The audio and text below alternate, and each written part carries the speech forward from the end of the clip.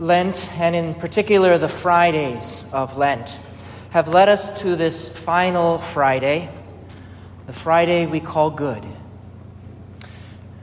Devotionally on Lenten Fridays, we meditate upon the way of the cross, leading us to today's reading of the Passion and the act of the veneration of the cross.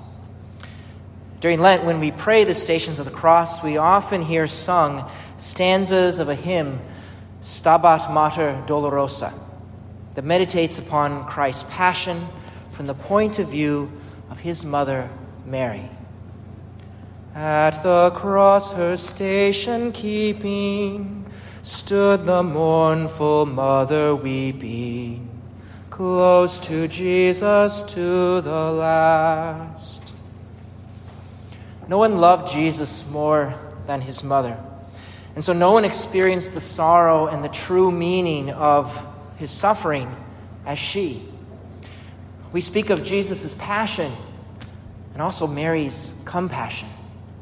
She truly suffered with her son.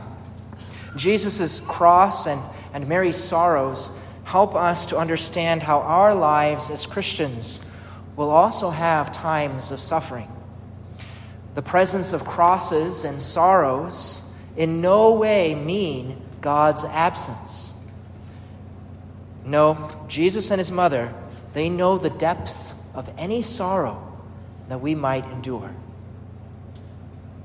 Jesus' passion was prophesied while he was but a child. In the temple, Simeon told Mary that her son would be a sign to be contradicted, and her own heart would be pierced.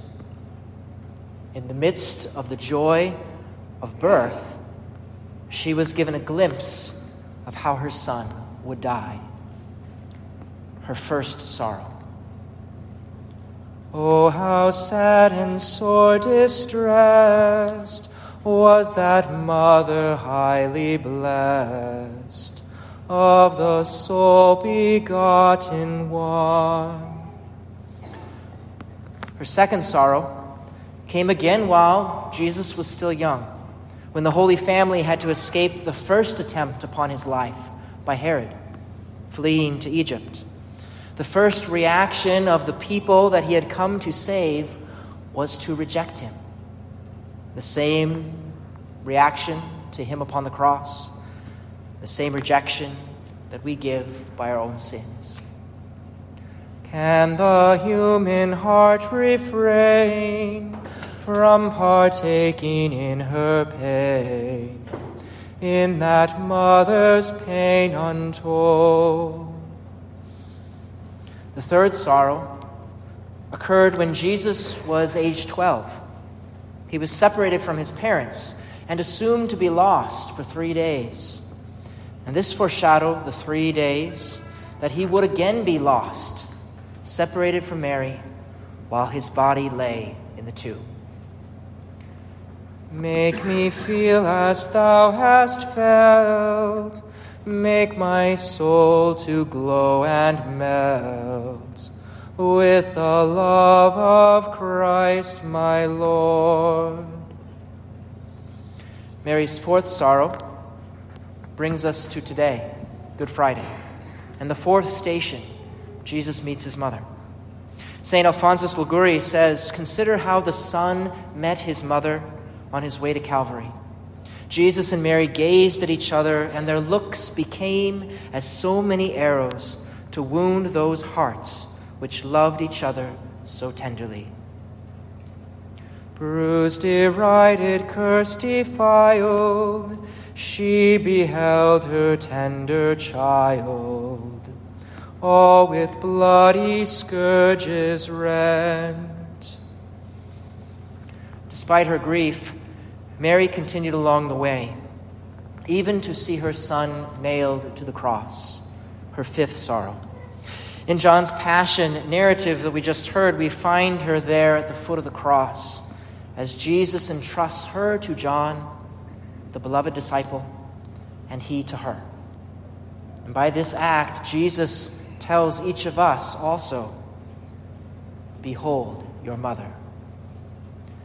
Christ above in torment hangs, she beneath beholds the pangs of her dying glorious Son.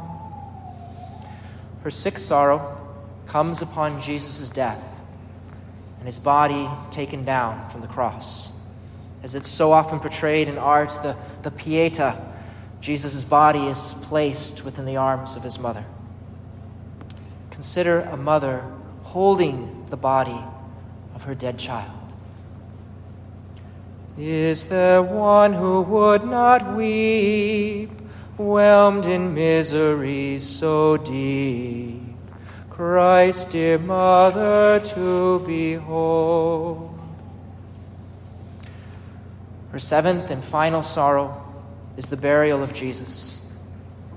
The body placed in the finality of the stone rolled. I've prayed at enough Great Sight services to know that the burial is one of the moments when grief hits its deepest and tears most freely flow.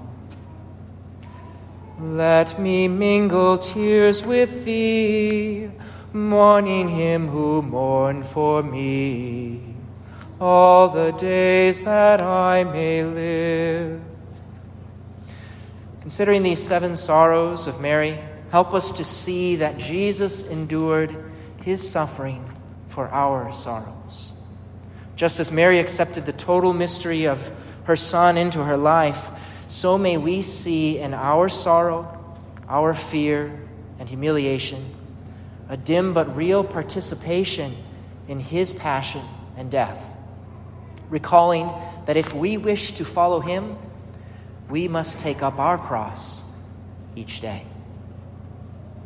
Let me to my latest breath in my body bear the death of that dying Son of thine.